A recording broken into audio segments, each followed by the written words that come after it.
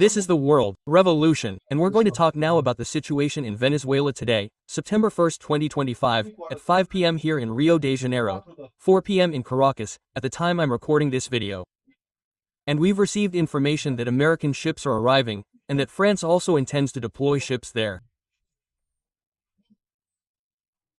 Maduro complained, made a very aggressive statement, saying that American ships are pointing their weapons at Venezuela and that he will respond militarily if anything happens there.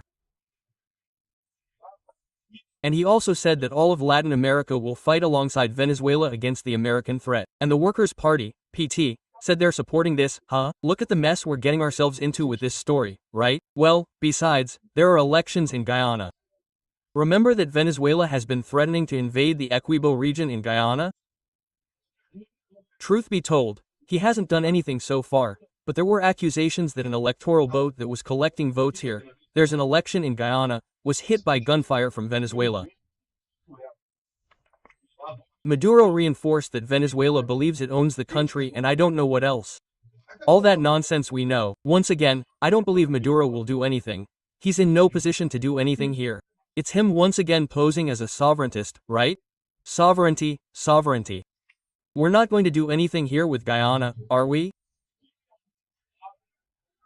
And finally, at the International Criminal Court, Venezuelans are on a hunger strike to demand the appointment of Maduro regime officials to the International Criminal Court, which is the conviction of these people at the International Criminal Court, with the sanctions due to Venezuela as well.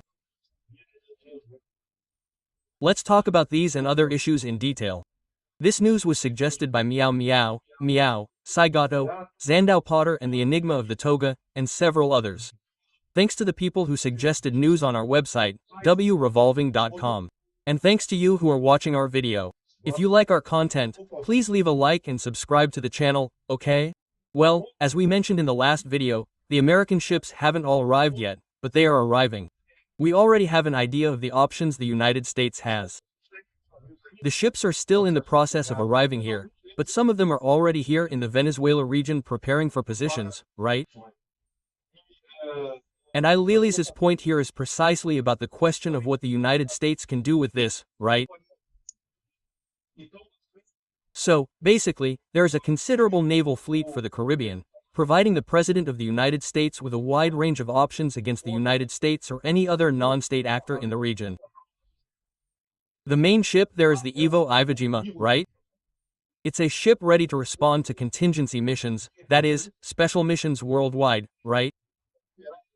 It can operate 24/7 and ensures this pressure on allies or adversaries, right?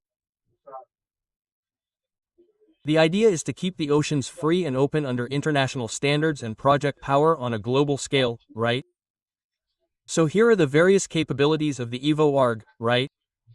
Which is the Iwo Jima, the main ship going on this campaign, right? In addition, there are several destroyers, right? There are several destroyers added here that are also there in the Caribbean Sea, right? In the Southern Caribbean, and there are other ships in the region that are not currently being used, but that can be called upon if necessary. In other words, the wide range of options, the options that Trump has against Maduro are truly enormous. Furthermore, France is also sending reinforcements to the Caribbean amid tensions between the United States and Venezuela. France announced the dispatch of new military vessels to the Caribbean, reinforcing its international presence in the region amid the offensive against drug trafficking and increased diplomatic pressure on the Maduro government. So, these French ships won't be stationed in the southern Caribbean alongside the American ones. They'll be stationed on islands connected to France. Remember? France, for example, this part of French Guiana belongs to France. There are also some islands here. Now, I don't know which island is which because I know it's a hell of a division, right?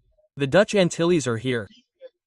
Then there's stuff from England, from the British, there are things connected to France. In short, the French will also be in the region to guarantee French interests and pressure Maduro. Remember that France also doesn't recognize Maduro as president of Venezuela, just like the United States, right? The announcement of this French force was made by Manuel Valls, France's Minister of Overseas Territories. Oh yes, here it is, look. Guadeloupe and Martinique are the islands in the Caribbean that are also French, part of French territory, and the ships would remain there as reinforcements. So, in principle, France won't participate directly, but it will be ready to help the United States with anything that happens there, right? And Maduro, of course, is in his usual desperation mode. Maduro says that 8 U.S. military vessels with missiles are pointing towards Venezuela and talks about armed conflict if the country is attacked. The Venezuelan president stated that the approach of ships is the greatest threat of the century to the region and that he will not bow to the threat of sovereignty. Sovereignty, Maduro said, right? Oh, the United States sent fleets to the Caribbean under the pretext of combating the rampant drug trafficking and such. Well, they're saying the ships are pointing at the United States. Yeah, hey, Maduro, if the United States really wants to destroy Venezuela, they'd be quick to do it, right? But I don't believe they'll do it, okay? I don't think the United States' intention is to apply pressure or land troops. I've already told you, it's much more likely to involve financial pressure, a blockade of naval trade in the region, right? Here, look, the threat from dictator Nicolas Maduro. If Venezuela is attacked, it will transition to a period of armed struggle. We'll declare armed struggle, and it will last, I don't know, half an hour. I think Venezuela's armed struggle against American ships is most likely to last, right? Well, so here we're talking about the 8 American military vessels equipped with 1,200 missiles and accompanied by a nuclear submarine, which would be the greatest threat to our continent in the last 100 years. By the way, that's an important thing, right? He's always emphasizing that the South American continent is under attack, that Latin America will react in the event of an attack. President Maduro, millions of Latin Americans and Caribbeans will defend us. This attacks the United States, and the Brazilians, fools, will go and defend Maduro. I don't doubt it at all. Here's the Workers' Party, PT, saying it, look, the PT's support for Venezuela amid Trump's threats. The party rejected authoritarian interventions from outside the continent and called for calm, right? In other words, for now, it's the PT saying this, not the Brazilian government. The PT is President Lula's party, but in theory, it shouldn't be, right? The PT shouldn't determine the country's geopolitical positioning. But we've seen on other occasions that it's a matter of time. Typically, for example, during Maduro's election, right? Maduro rigged the election there. No one recognized the result. Lula didn't recognize the result, but the PT immediately recognized the result. What happened? What did we see happen from then on? The PT getting closer and closer to Maduro, Lula getting closer and closer to Maduro, Brazil getting closer and closer to Maduro. So, typically, Lula tends to follow the PT's position, which is quite worrying in the end, right? Lula following this stance and putting Brazil on a path to armed conflict with the United States. I've already told you that there's an incentive for Lula to do this. What's the incentive for Lula to do this? Well, for Brazil it would be a complete tragedy, but it would give Lula the opportunity to brand anyone who opposes his government as unpatriotic, a traitor to the country. So, criticizing Lula would become a crime against the country, and then he could corner the entire opposition and ban it from the 2026 elections. Lula knows he can't win the 2026 elections. Declaring war on the United States would be an alternative for him to achieve this, right? For him to eliminate the opposition and win the 2026 elections. Of course, from an economic and military standpoint for Brazil, it would be a complete tragedy, but we can't rule it out. Lula doesn't care about Brazil. Lula was always concerned, first and foremost, with himself, but never with Brazil, right? Look, Maduro is forcing the forced recruitment of poor people into the Venezuelan militia.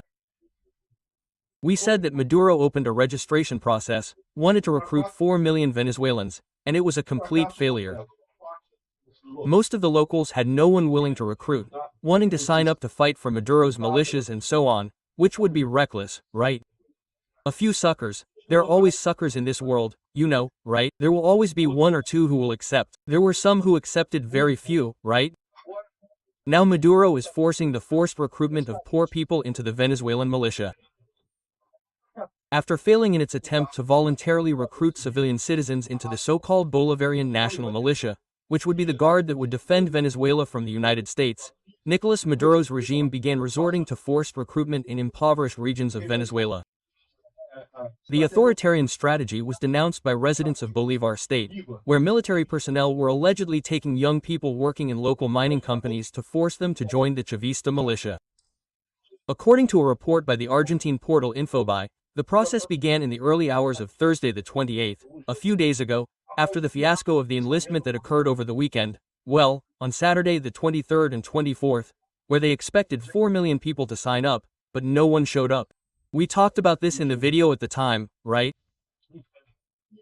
Images and reports from independent sources in Venezuela, linked by social media, show completely empty squares and enlistment points.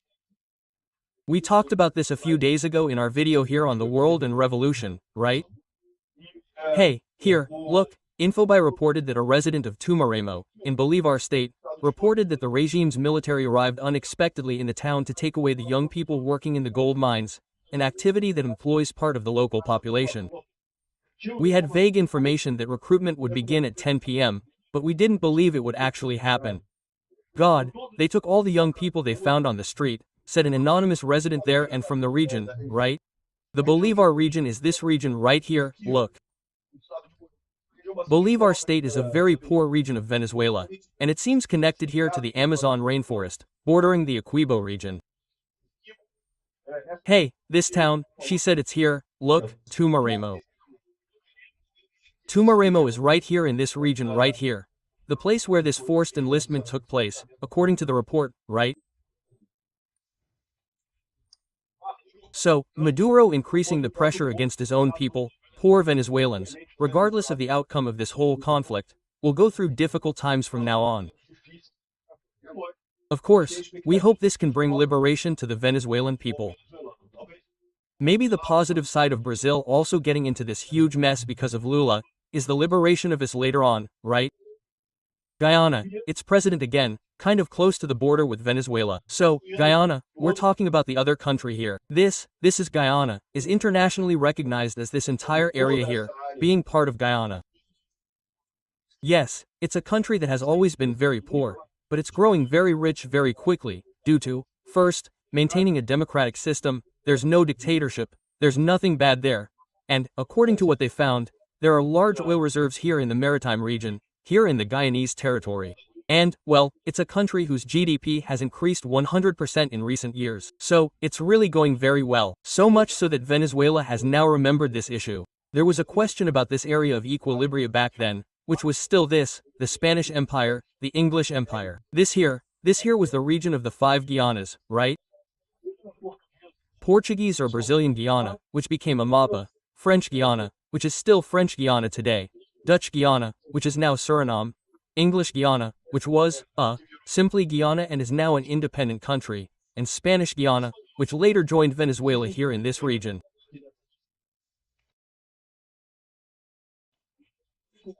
So, there were 5 Guianas here, and they were always very poor countries because it's in a very forgotten region here, with little wealth, little development. But Guyana itself had a very significant development. Back then, when it was still French Guiana, English Guiana and Spanish Guiana, there was this question about the border. So, Venezuela resurrected this idea without any logic to say that this area here is theirs, but there isn't any. There's already a decision from international treaties recognizing this as part of Guyana, right? And so Guyana itself is having elections this time around. We don't know the result yet. They should elect or re-elect the president. The president's name is Irfan Ali, right?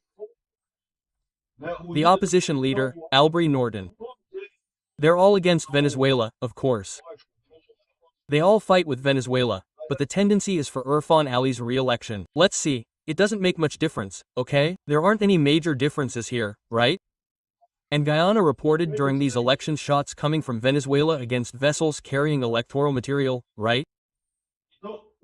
So, one of the challenges of holding elections in the Amazon, and Brazil has this challenge too, is how to vote in riverside communities that are in very remote places, and so on.